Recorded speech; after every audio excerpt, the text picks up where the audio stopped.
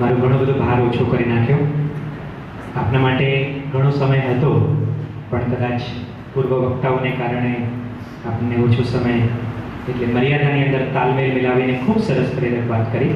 અને હવે આજના પુસ્તક વિમોચન ઉત્સવના મુખ્ય મહેમાન એવા આદરણીય શ્રી ભાણદેવજી, આપ લોકભારતીના પૂર્વ અધ્યાપક છો.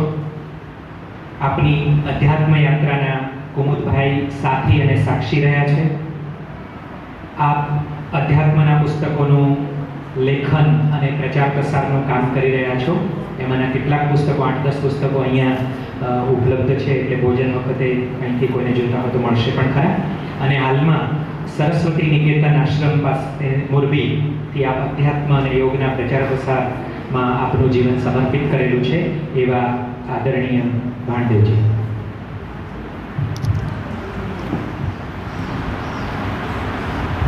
મનોવિજ્ઞાનની અનેક શાખાઓ છે.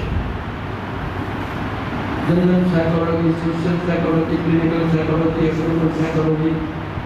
એવી એક શાખા છે એનિમલ સાયકોલોજી, જેમાં પ્રાણીઓના મનોવિજ્ઞાનનો અભ્યાસ થાય છે. એકવાર અમેરિકામાં વિશ્વભરના પ્રાણી મનોવૈજ્ઞાનિકોની કોન્ફરન્સ થઈ. તેમણે નક્કી કર્યું કે પ્રાણીઓમાં આપણે ચિમ્પાન્જીનો શૈક્ષણિક વિકાસ વિશે અભ્યાસ કરીએ. પેસિફિક મહાસાગરમાં ઘણા એવા ટાપુ છે જે વિશાળ છે, ગાઢ જંગલ છે, પ્રાણીઓની વસ્તી છે, પણ માણસો નથી. એવા એક ટાપુમાં પ્રાણી મનોવિજ્ઞાનની એક ટુકડી જાય છે, સાથે ભોજન સામગ્રી, તંબુ, બધી. ત્યાં જઈને 100 ચિમ્પાન્જીને ખોરાક આપીને મિત્રો બનાવે છે. 100 ચિમ્પાન્જીને પસંદ કરે છે અને નક્કી કરેલી વસ્તુઓને શીખવવામાં આવે છે. ફાઇલિંગ કેમ કરવું, કપડાં કેમ પહેરવા, મોટરસાઇકલ કેમ ચલાવવું. તમે જાણતા હશો કે વાંદરાઓમાં 4 વાંદરા એડવાન્સ ગણાય છે. ચિમ્પાન્જી, ગોરિલા, ઓરેંગુટાન, ઉટાન અને ગબ્બર. એને પૂછડી ન હોય, ચિમ્પાન્જીને પૂછડી ન હોય. તો 100 ચિમ્પાન્જીને પસંદ કરીને નિશ્ચિત કરેલી વસ્તુઓને શીખવવામાં આવે છે. અને પદ્ધતિ નક્કી કરેલી વસ્તુ 6 મહિનામાં શીખી ગયા બધા ચિમ્પાન્જી. એને ટેસ્ટ લેવાય, રેકોર્ડ થાય કે આટલું આવી તરીકે કામ પૂરું થયું. ત્યાંથી 100 કિલોમીટર દૂર બીજા ટાપુમાં ગયા. તે પણ પછી ત્યાં માનવ વસ્તી નહીં, જંગલો ખૂબ, પ્રાણીઓ ખૂબ. બીજા ચિમ્પાન્જીનો ખૂબ પસંદ છે. એ જ વસ્તુ એમને શીખવામાં આવ્યા જે પહેલા શીખી હતી. બધા ચિમ્પાન્જી એ જ લેવલના 4 મહિનામાં શીખી ગયા. શક્તિ કરે કેમ બન્યું? મોબાઈલ કરી દીધો, પહેલા પેપર ફૂટી ગયું, બધું કઈ થયું. પેલો પૂરો જેવું રેકોર્ડ થયા. બીજું ત્રીજા ટાપુમાં ગયા, ત્યાં પણ ચિમ્પાન્જી એ જ વસ્તુ એમને શીખવવામાં આવી. 2 મહિનામાં શીખી ગયા. સેમ થિંગ, એટલી જ વસ્તુ 2 મહિનામાં શીખી. એટલે હેરતમાં પણ પછી અભ્યાસ પહેલા આપણે પ્રોજેક્ટ પૂરો કરીએ પછી ચોથા ટાપુમાં ગયા. એ જ લેવલના ચિમ્પાન્જીનો અભ્યાસક્રમ 1 મહિનામાં એક વસ્તુ શીખી ગયા. એટલે શક્તિએકા શું છે? ફરીથી અમેરિકામાં કોન્ફરન્સ મળી. આનું કારણ શું? આમ કેમ થયું? પેપર ફીટું નથી, મોબાઈલનો ઉપયોગ થયો નથી, છતાં પહેલા ગ્રુપ કરતા બીજા ગ્રુપ ઝડપથી શીખે, બીજું ગ્રુપ બીજી ઝડપથી, ચોથું ગ્રુપ. આમ કેમ થયું? એનો ખુલાસો પણ છે. ફ્રોઈડના એક શિષ્ય હતા, યંગ.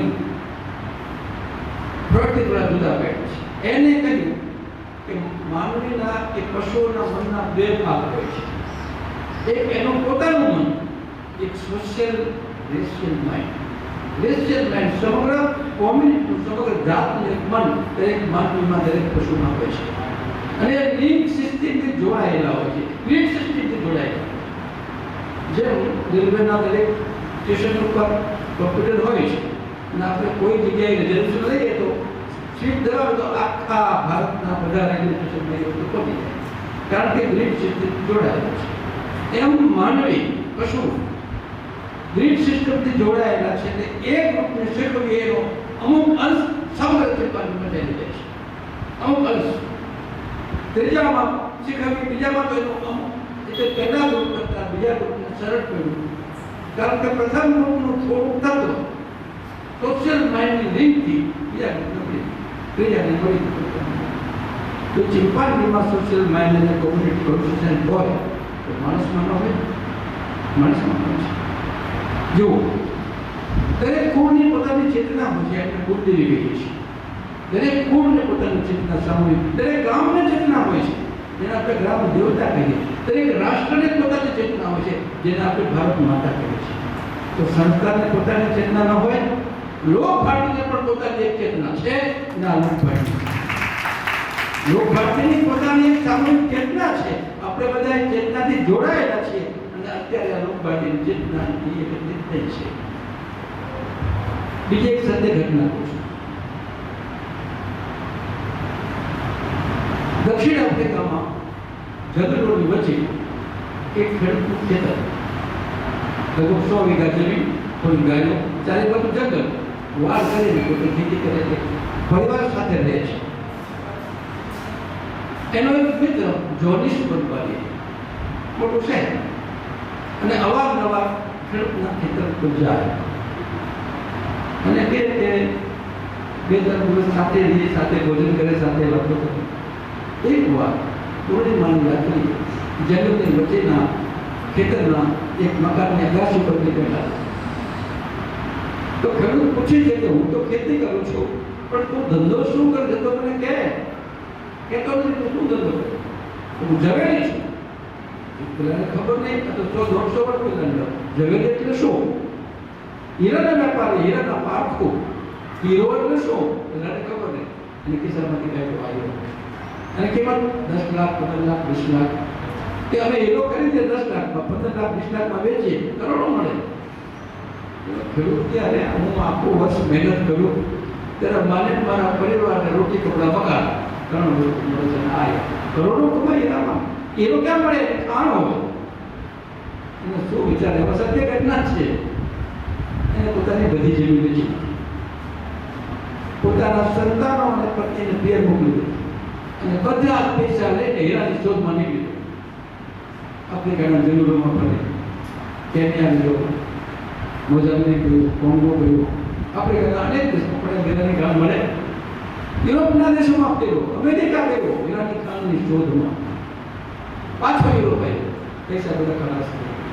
સ્પેનમાં પહોંચ્યો, પાછા વિમાન હતા, પાછા આવવા માટે શ્રીમંતનું માટે પણ ભાડું આપવું પડે, પૈસા નહોતા. શું કરે? ફૂટપાથ ઉપર સુઈ રહે, મજૂરી કરે,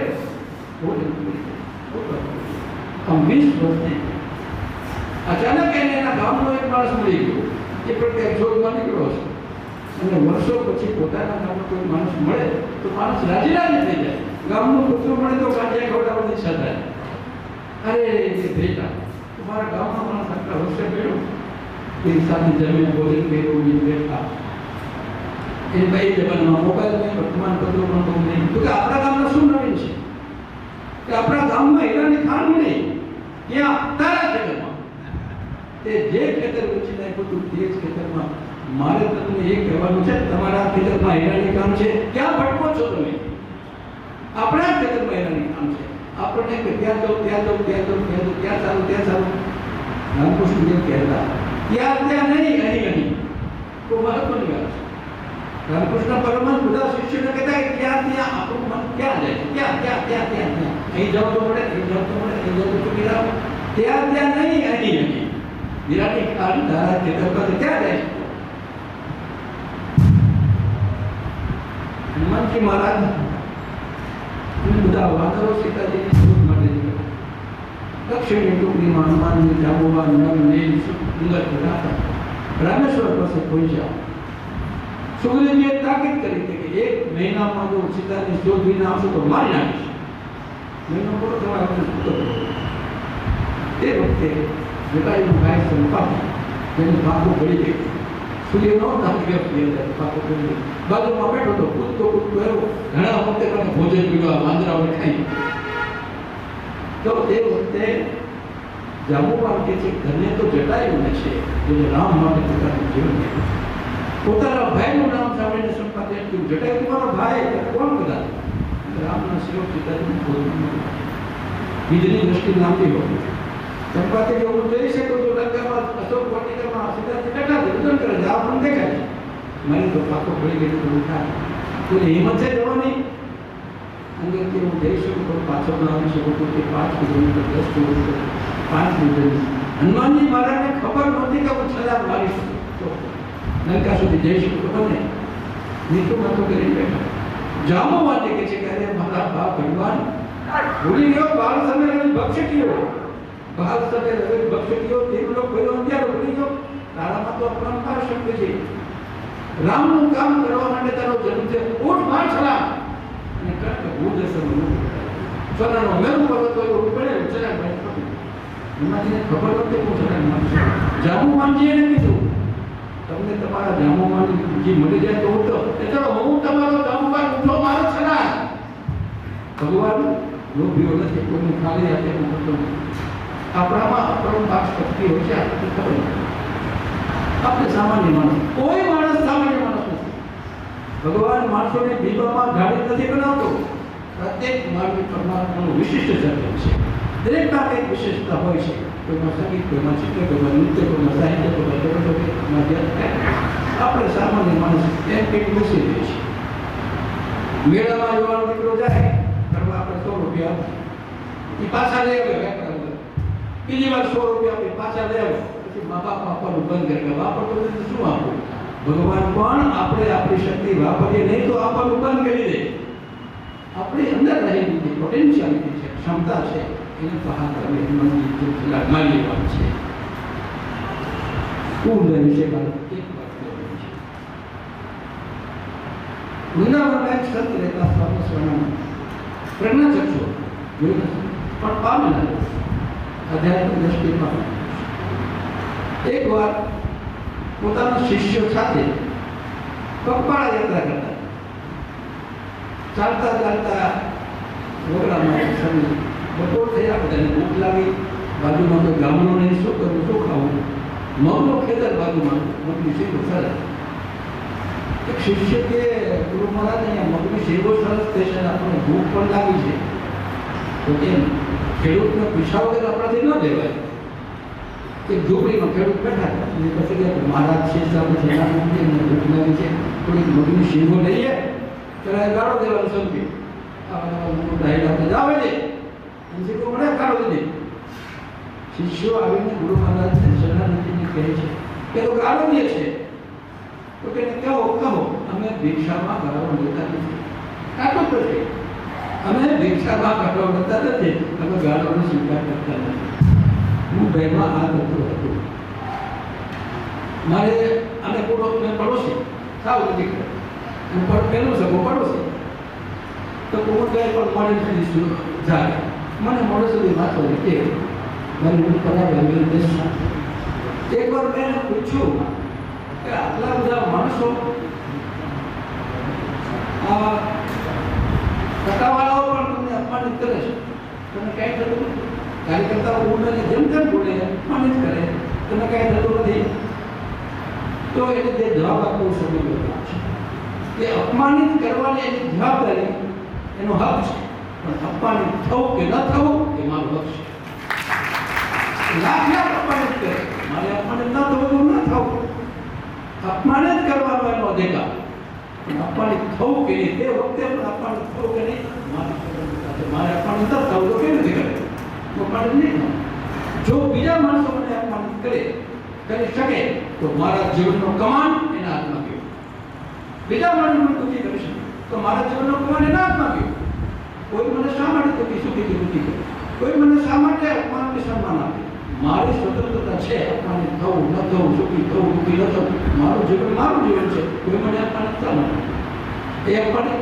શરણાનંદજીની જેમ અમે દીક્ષામાં ગાળો લેતા નથી કુંભગાર દીક્ષામાં અપમાન લેતા નહીં સ્વીકાર કરતા નહીં આ કુંભગાર સાથે અમારો બનેલો સત્ય સંવાદ છે ભારતીના આકાશમાં 5 તારલિયા બાકીના બધા ઘણા તારલિયા તો ઘણા હતા ભારતીના આકાશમાં ઘણા તારલિયા છે 5 તારલિયા બધા બહુ એકદમ મોટા કરતા હોય ને છોકરાનો તારો મોટો હોય ગુરુનો મોટો હોય કેટલાક તારલિયા મોટા હોય એમાંથી 5 તારલિયા મને ખાસ દેખાય છે પહેલો તારલિયો નાના ભાઈ બીજો તારલિયો મનુ ત્રીજો તારણ્ય ગુણચંદ્ર, ચોથા તારણ્ય બુદ્ધભાઈ, પાંચમા તારણ્ય કુમુદભાઈ. મારી દ્રષ્ટિએ બન્યા કોઈએ મને પ્રશ્ન પૂછ્યો કે લોકભારતીમાં સૌથી વધારે કામ કોણે કર્યું છે? નાનાભાઈ તો પછી લોકભારતીની સ્થાપના પછી નવાઓથી કરેલા છે. મનુભાઈએ કામ કર્યું પણ એમને બહારની પ્રવૃત્તિઓ ખૂબ, રાજકારણ છે, સાહિત્ય સર્જન છે, ગ્રામ સેવા છે. લોકભારતીમાં સૌથી વધારે કામ ઘસરડો કોણે કર્યો? જીવનભર એમની દિન રાત દયા વગર મોડી રાતે છાપો વાંચવા માટે રાત્રે 2 વાગે લાઇબ્રેરીમાં જાય. બહારના દેહ પર છાપા મૂકેલા હોય. હું તમે રાત્રે 2 વાગે કે દિવસે ટાઈમ નથી પડતો, છાપા તો વાંચવા જોઈએ. રાત્રે 2 વાગે છાપો વાંચી નાની વખત રાખી ગયો, છાપા વાંચ્યો. આ કુમુદભાઈ છે.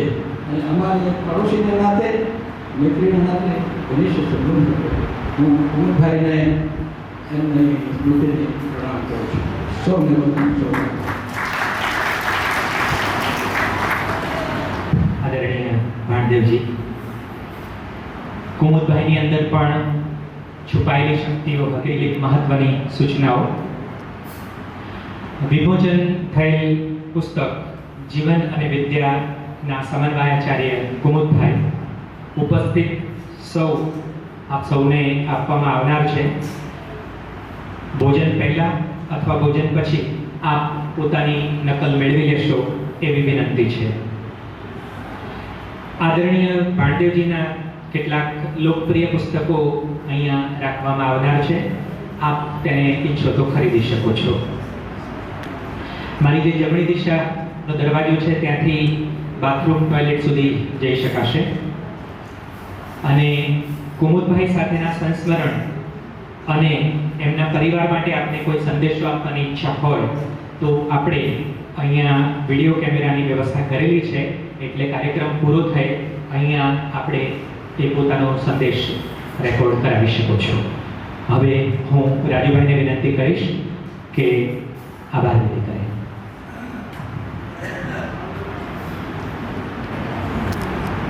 આદરણીય ભાણદેવજી, આદરણીય પ્રકાશભાઈ, આદરણીય પ્રવીણભાઈ, ગુરુજનો, વડીલો, ભાઈઓ અને બહેનો,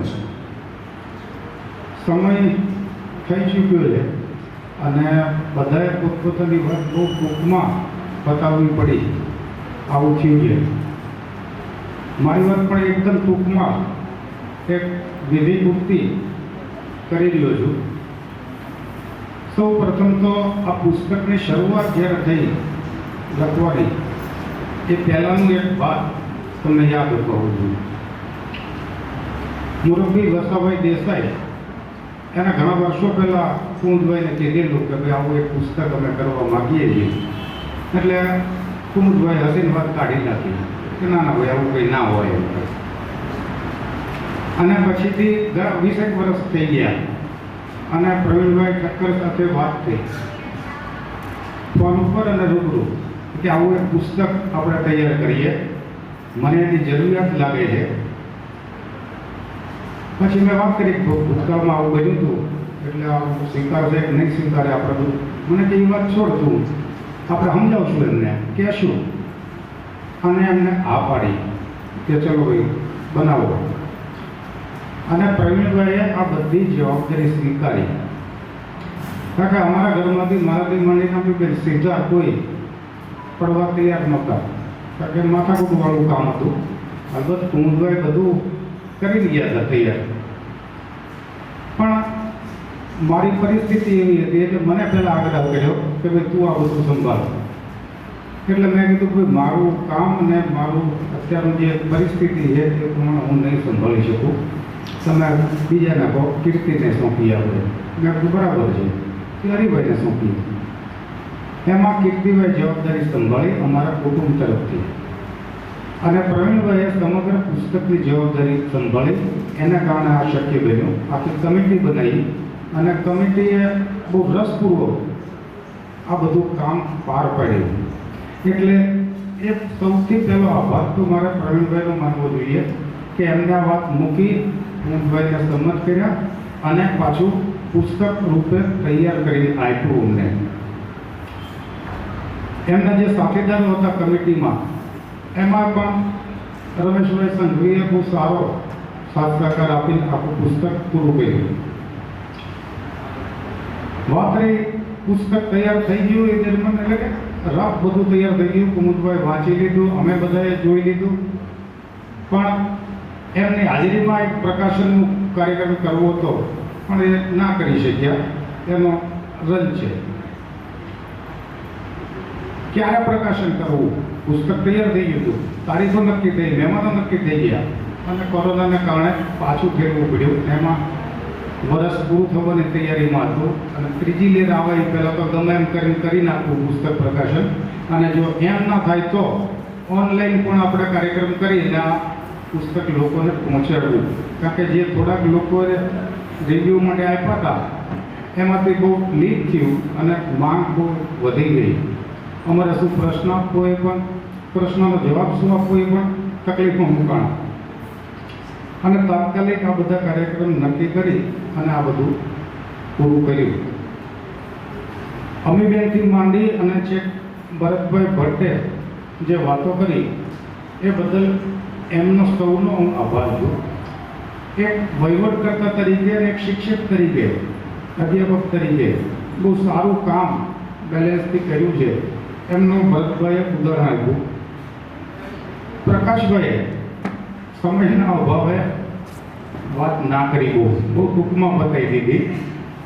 મારી છાપ પણ એવી હતી કે પ્રકાશભાઈ થોડું ભારેખમ બોલશે, અને નિરીક્ષકના તંત્રીને વર્ષોથી વાંચ્યા એના કારણે હતું કે, અને સાંભળેલા ઘણી વખત એમને, એટલે એમ હતું કે બોલે તો બહુ સારું બોલે છે, પણ એમને પણ તક ના આપી શક્યા. બાકીના બધા બોલ્યા એના કારણે બહુ ટૂંકમાં બતાવ્યું. ભાણદેવજી પણ ક્યારના કહેતા હતા કે ટૂંકમાં બતાવો બધા, તો ટાઈમ રહેતો બોલીએ, પણ સમયના બધા પાબંદ હતા એટલે એમને પણ બહુ ટૂંકમાં વાત કરી દીધી. ઘર સાથેનો સીધો નાતો અમારો હતો, બાજુમાં રહેતા હતા, અમને નાનાથી મોટા કર્યા. એટલે એક સહજ હતું કે ભાઈ, અને એમનું જીવન અને સમર્પણ અને કામ એવા હતા જેના કારણે મુખ્ય મહેમાન તરીકે અમે એમની પસંદગી કરી. અને છેલ્લે કીધું કે દરેક માણસ પોતે, વ્યક્તિ એ પોતાનો જ માલિક છે, અને પોતાનું જીવન જે રીતે વિતાવવું હોય છે એ રીતે વિતાવી શકે છે. અને અમામ શક્તિઓનો ખજાનો એમાં છે. એમાં એક ખજાનાની વાત હું બહુ સારી રીતે આપણી સમક્ષ તમને રજૂ કરી. બંને મહાનુભાવોની ઉંમર અને કામમાં સતત વ્યસ્ત હોવા છતાં આમંત્રણ સ્વીકાર્યું, અહીંયા આવ્યા, એ બદલ એમનો ખૂબ ખૂબ આભાર માનું છું અમારા પરિવાર વતી. કીર્તિભાઈ, પ્રકાશભાઈ અને અમે બે, આમનો આભાર મારે માનવો જોઈએ.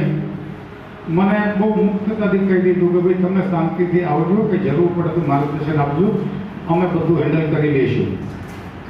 અને ખરેખર હું સમાચાર લીધા કરતો હતો બધા, પણ હું આવ્યો નહોતો, સીધો કાર્યક્રમમાં આવ્યો. કહ્યું કેવું છે, કેમનું છે, પણ એમને પણ ધન્યવાદ અને અભિનંદન આપવા ઘટે કે કાર્યક્રમનું પહેલેથી છેલ્લે સુધી પ્લાનિંગ બહુ સારું કર્યું.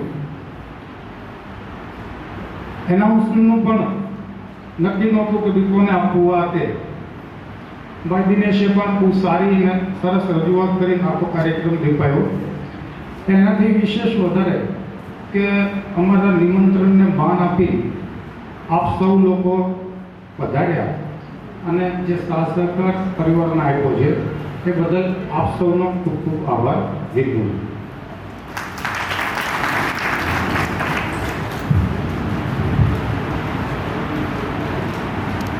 રાજુભાઈ અમારા વતી, આપણા સૌ વતી આનંદના ઉમળકાની અભિવ્યક્તિ તો કરી દીધી, પણ મારે ખાલી બે જ શબ્દો વિશે કહેવું છે. અચૂક અને ચૂક. આપણે બધા લોકભારતી પરિવારના એક પરિવારના સભ્યો છીએ, એટલે આપણી અપેક્ષા સ્વાભાવિક છે કે આમ જઈશું તો આમ જ હશે, આમ જ હોય. લોકભારતીવાસી એ અચૂક છે, એ તમને જે મળ્યું એ આપણો આનંદ, અને ચૂક રહી ગઈ હોય તો ચલો આવું હોવું જોઈએ પણ હતું નહીં, અથવા મળ્યું નહીં, એ કોઈ ચૂક રહી ગઈ હોય, કોઈ અમારી એટલે આપણી એટલે આપણે વેચી શકાય એવી એટલા માટે કહું છું કે હજી બોલવાની તક મળી શકે અને તો હજી ભૂખ્યા રહેવાની એ તૈયારી, પણ સમયનું કામ કરે. એટલે ઘણા લોકોને ભાઈ દિનેશે કીધું આપણે વ્યવસ્થા કરી છે, રેકોર્ડ કરીશું જે એમનો પ્રતિભાવ હોય છે, અને પછી એ બધી જ વસ્તુઓ યુટ્યુબ પર મૂકી દઈશું, જેથી કરીને અહીંયા જે લોકો નથી આવી શક્યા એ લોકો પણ એ વસ્તુ સાંભળી શકે અથવા જોઈ શકે. ખાસ એટલા માટે જ કીધું છું. અને પુસ્તકોની નકલ અહીંયા છે જ, એટલે આપ જમ્યા પછી કે જમ્યા પહેલા અહીંથી લઈ જઈ શકશો. આભાર. તો 10:32 કલાકે શરૂ થયેલો આ કાર્યક્રમ 1:04 અહીંયા, એટલે 150 મિનિટની સામે 2 મિનિટ વધારે લીધી છે. એ બદલ તમારી ક્ષમા ચાહું છું. ખાસ તો જે લોકોને અહીંયા મોકો ના આપી શક્યો એમાં, તો અહીંયા આપણો કાર્યક્રમ પૂરો થયેલો જાહેર કરીએ છીએ. સ્વરૂચિ ભોજનની વ્યવસ્થા અહીંયા ગોઠવાઈ રહી છે, તેનો આનંદ લઈશું. પરસ્પર મળીને કુમુદભાઈને વાગોડીશું અને શિક્ષક દિને ગુરુજનોને મળીને એમના આશીર્વાદ લઈએ. ધન્યવાદ.